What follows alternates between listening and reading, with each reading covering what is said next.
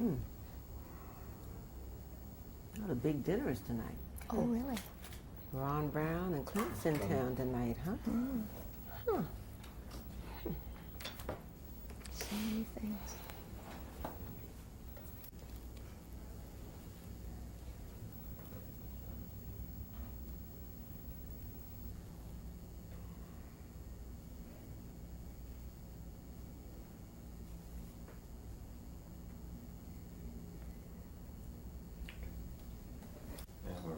Okay. Excuse me. This is an interview with Frances Murphy, publisher of the Washington edition of the Afro-American. Frances, last summer when you were working on that 100th anniversary edition of the Afro, you must have taken quite a number of backward glances at the Afro and the 5 generations of Murphys who have put it out. Tell me, who was John Murphy Sr.? Well, he was the founder of the Afro-American newspapers, Fern. And of course, my grandfather. He was a slave who had gone into the Civil War and came out a freed man. He did many jobs, and then when the administration changed from Republican to Democrats, he lost his job.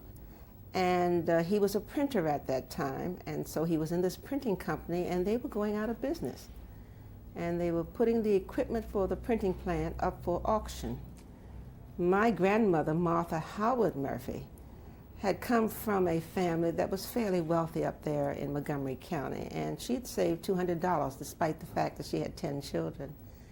And so we say that she loaned her husband the money, but of course today would have said it was equal sharing. And he went to the auction and put the $200 down on equipment for the Afro-American newspapers, as we know it today. Do I understand correctly that he had put out a small Sunday school newspaper Yes. before that? Yeah, he was superintendent of the Sunday school at Bethel AME Church in Baltimore. That was the largest AME church in Baltimore, and they had what is called the Sunday School Helper. And so he was really printing that already. He wanted to pull together the Sunday schools all over that area, the Baltimore metropolitan area. And the only way he could do that, of course, was to put out his own little newspaper, and that's what he did, the Sunday School Helper.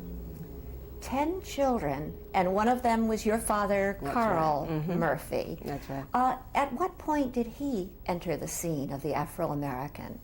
My father was professor of German here at Howard University, and my grandfather was getting a little old, of course, and he asked him to come home.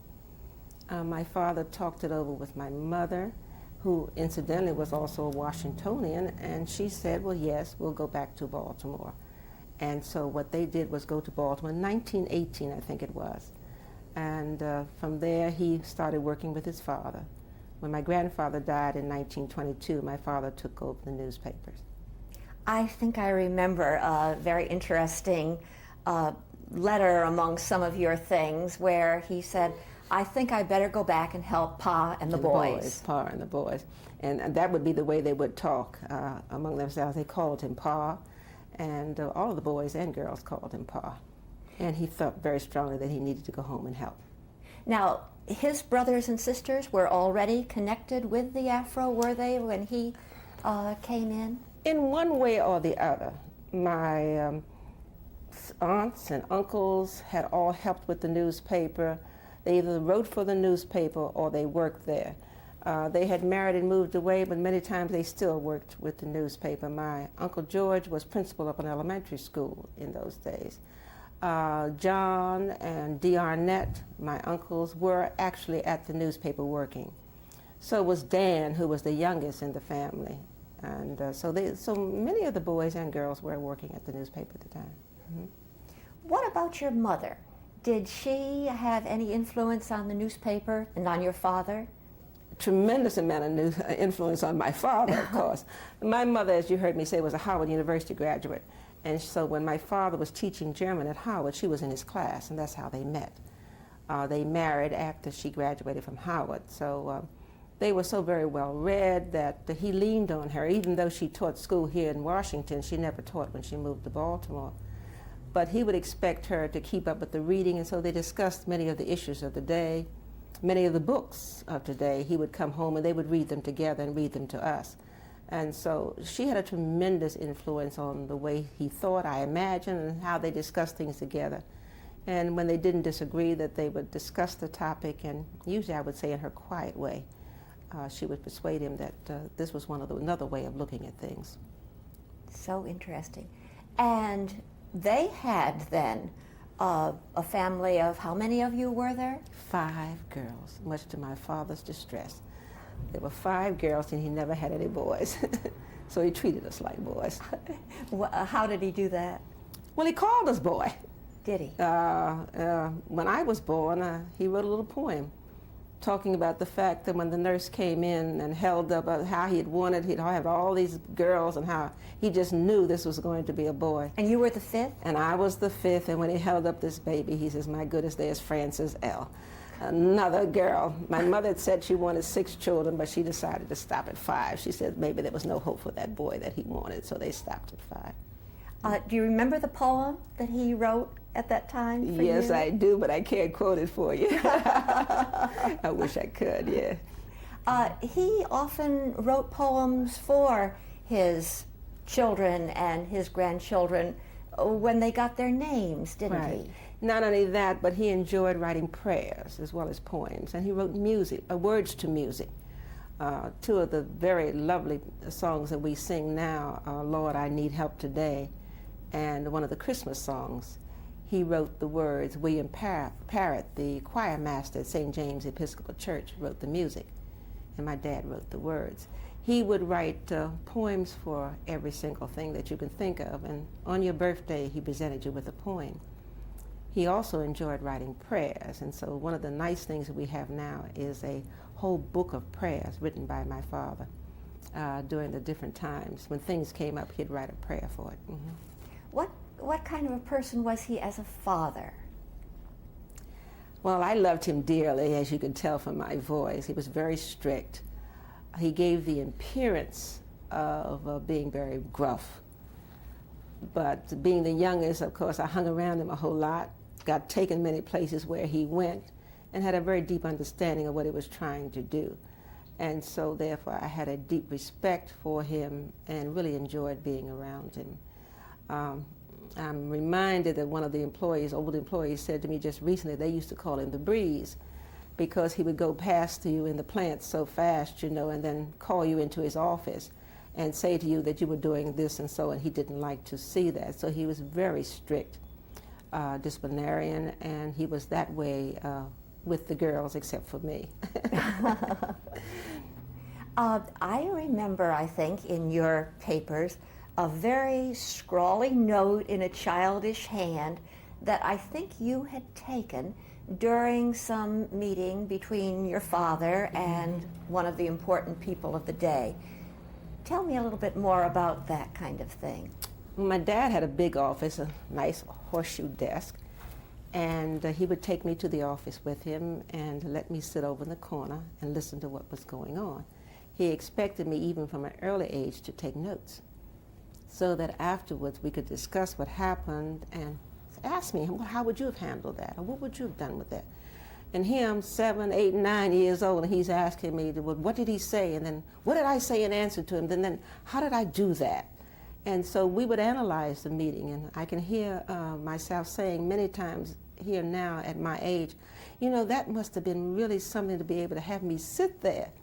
And if I moved or did anything that he didn't think I would do, he never spoke to him, he just looked at me. And he would expect me to take notes and be able to explain what was going on. So maybe that's what you saw, one of those scrawly little notes. Now, I understand that some of those meetings were very much concerned with the civil rights movement of the day.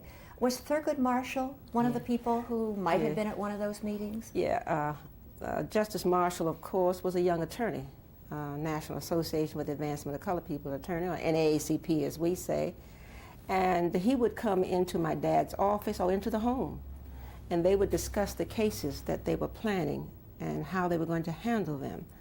My father was head of what is called the Legal Redress Committee, which means it's his responsibility to raise the money to pay for the fees and so forth, the court fees and so forth. And so Thurgood and the rest of his team would come, as they would say, out to Morgan Park, to our home, to sit down and discuss the cases, which ones they were going to take, how much it was going to cost, and therefore Dad had to get out and try to get that money. When he couldn't raise it, he would give up his own money and make sure that they had the legal fees in order to file the cases. So it was really from the early beginnings that we would hear them here at home talking about it, from the time even they filed the cases for equal salaries for teachers in Baltimore, or to get a fireman into the department there, or get a policeman. Remember, in coming along in the early days, we didn't even have black policemen, or getting a black bus driver, or trying to get people to try on clothes at the department stores. These were the early suits, and so young Thurgood Marshall and a lot of the other young attorneys who came along in those days, you have to remember that they worked for very small salaries, or sometimes no salaries at all, but somebody had to pay those fees, the court fees. And that was my dad's responsibility, or pay for the travel fees and the staying overnight somewhere. Of course, we didn't stay in hotels in those days, but they had to have food to eat and money to travel with. How would he raise that money? By phone, by letter, mostly by letter to friends. I need so much money for such and such a case. Mostly through networks. See, Dad and Mom traveled all over the world, and they had helped a lot of people, and so when things were needed, it was a network. You didn't go to the bank in those days because banks didn't lend you money, and so therefore, in order to get anything done, it had to come from the black community or from friends of other communities who were willing to help. Then your sisters at home, were they involved with the Afro? Were you involved with the Afro as you were growing up? We all were involved from the very, very early age. My father had the idea that since we were young women who were going to inherit a newspaper in this family, that we needed to go to the office early. So you heard me say he took me very early. We all went early. I look back on it now, I wish I'd learned to cook and do some of those other things, but I never did. But I did learn how to run a newspaper, so he would take us to the office very early. My sister Betty, the oldest sister, of course, went first, and she started off at high school writing a column and serving the newspaper. She had her own newspaper route. My sister Ida came right along. Betty was the first, of course, and she was the one who served on the school board. She was one of the first blacks on the Baltimore School Board, the first to serve on many of the committees there. And then Ida came right along. My other two twin sisters, Vashti and Kalita, and Ida and myself all went to Wisconsin, but Kalita left and married and went on to Buffalo. And the rest of us stayed in the area here. So 4 of us really were almost in the plant most of our lives. And as a little girl, did you deliver the Afro? Oh, yes. I sold the Afro out in our area, which was called Morgan Park, which was near Morgan State College in those days. And we lived on what was called a circle. And there were about 50-some black families in this suburb, surrounded by little poor class white people on the perimeters around us. And so this was in Baltimore? This was in Baltimore, right across from Morgan State College. And my dad would bring home the newspapers, and we would go out and serve the Afros in the neighborhood. It was always fun when he went with me because he would stop and talk to everybody. And we had such interesting neighbors. W.E.B. Du Bois, of course, was one of our neighbors. Faculty from Morgan State College, they all had purchased homes or built their homes in this area. These were the days when they were moving off campus. They used to live on, all of them used to live on campus. These days they'd moved off campus, and they had this little circle, which was called Morgan Park, where they had built their homes. And so it was real interesting to walk with him. And I would sell the newspaper, and of course he was gathering news. He was talking to everyone. My dad was head of the building committee at Morgan State College and later the chairman of the board. So really, they were talking to what would have been their boss, because he was chairman of the board of trustees at Morgan State College. And so it was really fun to serve papers in those days with him. My mother would go along with me every now and then, but she would get waylaid by her friends who were looking for a fourth at bridge or something along that line, and she'd tell me, okay, come on back and pick me up when you finish the circle. But those were nice days. I got a chance to either be with one or the other by myself. And when you're in a big family, that's a rarity that you get your mother and dad off by yourself, you know. Do you think there was ever much disagreement between your mother and father Your father wanted you to be boys, and your mother perhaps wanting you to be ladies. Gentle ladies, yes. I'm sure there must have been. One of the things that I have to look back on, my mother and dad never argued in front of us, although I'm sure they must have argued. They would go in behind closed doors and settle whatever the argument was, and when they came out arm in arm, and they said, this is what you're going to do. So I'm sure there must have been disagreement. My mother was very quiet-spoken, very, as we call it, genteel lady, who had her own ideas of how girls should be raised, and of course my dad had his ideas of what he wanted, what he called us, his boys, to do. So I'm sure there must have been some disagreement. They sort of hit a balance.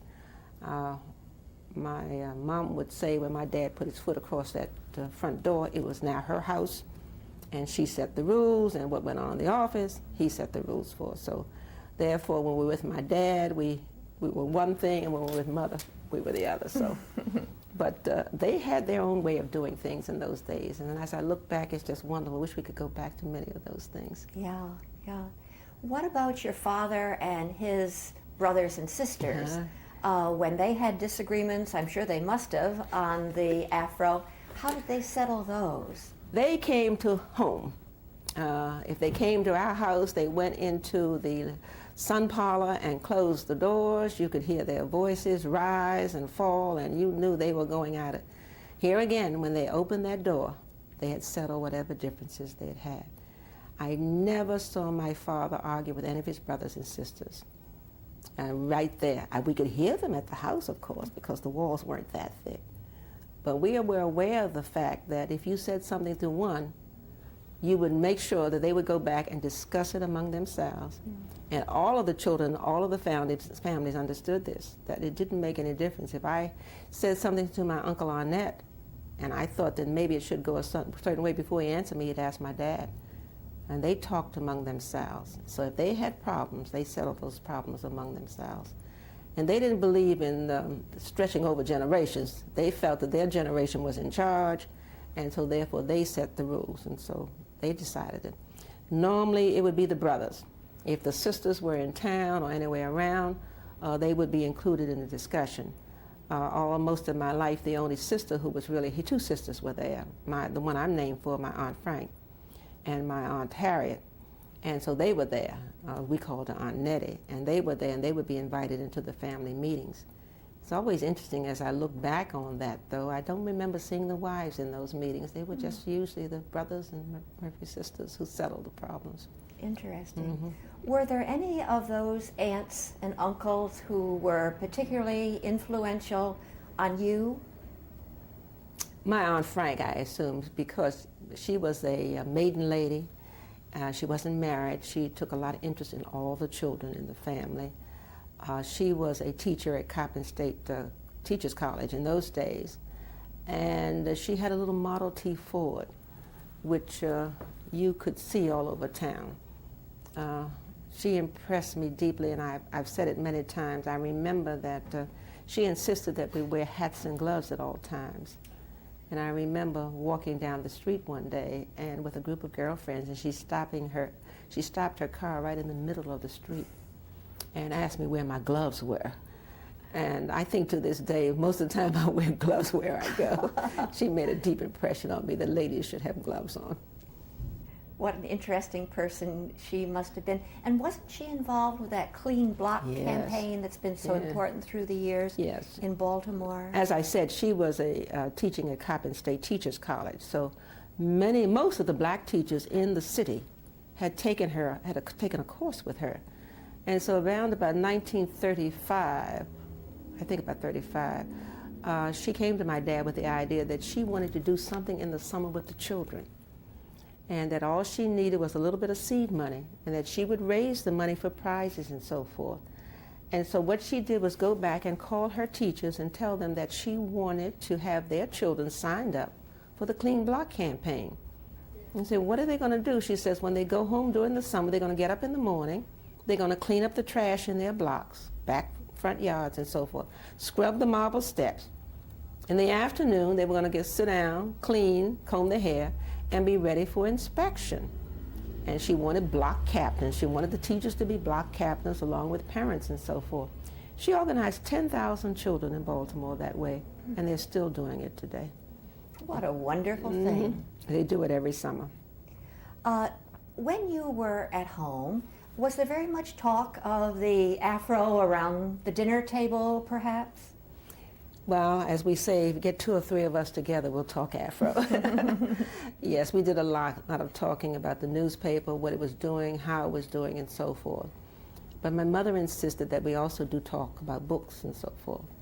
And so therefore, the dinner time, was a time when we got together. The first agenda, of course, was what is your homework, what are you doing, what do you got to do tomorrow, and so forth, what are the activities going on. And then each of us was assigned a book that we should have read and discussed and bring to the dinner table to discuss. And so therefore, it went around at the dinner table. We had a definite time to sit down to dinner, and of course a definite time for breakfast too, if I remember correctly. And that is the time then we had the deep discussions about everything that's going on. So we all had to read a certain number of books per week. Remember now, we're dealing with a time there was no television. And there was a little bit of radio, but when my father drove his car into the driveway, everything got turned off because that was discussion time. That was time to talk. That was family time. And so even though there may have been a program coming on the radio that we may have wanted to listen to, there was no radio on while he was at home. The only thing that we did have in the morning, as you heard me say my father was a German professor, we did have the operas in the morning turned up quite loud so that you could hear the German, and all my mother singing it in French, and so between the two of them we got exposure to both of those languages. Excuse me. So much of this seems to have carried over into later years too, this family time. Yes. Tell us a little bit more about how the whole family would gather in great numbers on Sunday. Yes, we didn't feel comfortable on Sunday to dinner unless there were at least 20 of us at my mother's house. Everyone went home for dinner on Sunday. Mother and Dad didn't insist on it, but it was just a matter of saying you're invited to dinner, bring the children. My parents had an adult table and a children's table. And so therefore we would sit, usually we spread out in the sun parlor, the adults, and the children would be over in the small dining room. And this was, of course, again, discussion time, time to meet their cousins and so forth. So there were 5 of us with our husbands, and of course the 2 of them, and that's 12 right there. And then there were 18 grandchildren, and so they were all together too. So as the children came along, one more added, didn't make any difference to my mother and dad. We would then, after dinner, after this good discussion about what was happening and so forth, usually got around the piano. My mother had a great big old grand piano, and we'd get around the piano and sing songs and so forth. And my dad had a beautiful tenor voice, and so we used to enjoy that very much. Either my mother played or my sister Betty played. My father had insisted that we all have music, and we had music very early. We took music lessons very early, and so therefore it was always someone to play the piano between either Ida or Betty or my mother. What about your own writing? Did you do very much writing when you were in elementary, junior high school, high school? I guess my earliest writings was the letter that I wrote to Santa very early. Never realized that my dad was going to put it in the newspaper, but he did. Coming along, I wrote a teenage column every now and then, but I really didn't begin to do a lot of writing until I came into the newspaper at the end of my high school days, early college days. So at the University of Wisconsin, I would write back home columns and so forth for my dad. And then during the summer, I would, of course, work at the newspaper. We were expected to raise at least the money that we wanted to spend on our own during the summer months. We were all on scholarships. We all went away to college on scholarships, basically because they wouldn't let us go to the University of Maryland. And so the state of Maryland gave me a full scholarship to the University of Wisconsin, including my room and my board and tuition and 2 trips home a year, which means that Dad only had to put out, of course, the different little things that we needed, and he expected you to raise that. My father had us on a nice little allowance, but at the same time, he would expect you to raise the little extras that you wanted. My sister Betty went to the University of Wisconsin on the University of Minnesota, on the state of Maryland. My sister Carlita and my sister Ida went to Wisconsin like I did on full scholarships. Now, this was not unusual. My whole high school class, almost, I guess, 80% of my high school class, went away to college on state of Maryland money because they would not let us go to the University of Maryland. And I have no regrets about it. That was just wonderful. How did it happen that you went to the University of Wisconsin? Well, Dad looked at the top journalism schools in the country. The top, he thought, was Minnesota, and the next was Wisconsin. My older sister Betty, went to Minnesota. She had difficulty getting into the dormitories. She ran into quite a bit of prejudice. So therefore, Dad sent the rest of us to Wisconsin, where we lived in the dormitories. And even though it was not a happy time for me, my other sisters seemed to have thrived in the atmosphere.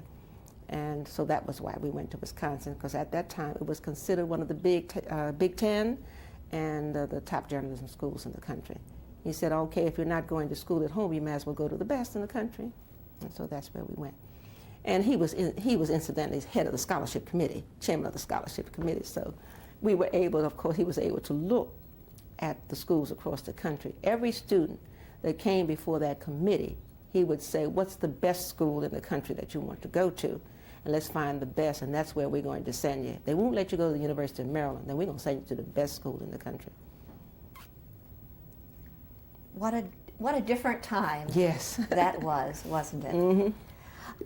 Then when you finished the University of Wisconsin, you came back and worked for the Afro, in didn't Baltimore. you? Mm-hmm. Now, was that the period then when the Mosquito Patrol was working? That's or was correct. that while you were coming back and working summers? That was during the wartime, and I had graduated from Wisconsin then. And all the men were off to war. And so therefore we were on the city desk, and nothing but women. And I should not say nothing but women, because I got a letter from Bob Queen in Philadelphia the other day reminding me that he was the lone male there in the Mosquito Patrol. But they called us Mosquito Patrol because we were very thin young women at that time, and we had to cover everything a man would cover, because all the war correspondents were either in Italy or off in England or someplace. And my sister, of course, was a war correspondent yes, at the time. Betty was one of the correspondent. war correspondents, Yeah. Mm-hmm. wasn't And she? she went to England. Mm-hmm. And I noticed in one of the old editions of the Afro that the old office on, was it Eutaw Street? Mm-hmm. Eutaw Street. Mm-hmm. Was packed with sandbags. Why was that? Well, you know, in those days, we not only had sandbags around the office expecting to be bombed, but we had dark curtains at our windows. There was rationing of sugar and shoes and meat and so forth. And so therefore you had coupon books where you had to go buy your meat and so forth, stand in line for shoes and things of that kind. But every office was expected to protect its glass by sandbags because we expected to be bombed. Mm.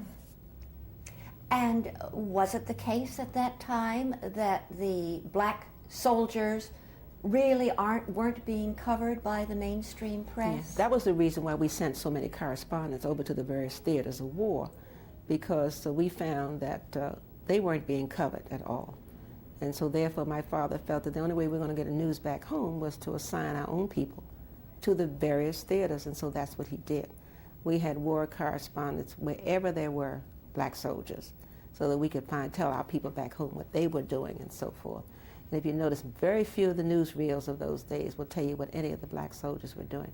Remember now, these were segregated units. They would not let a black soldier serve in a white unit.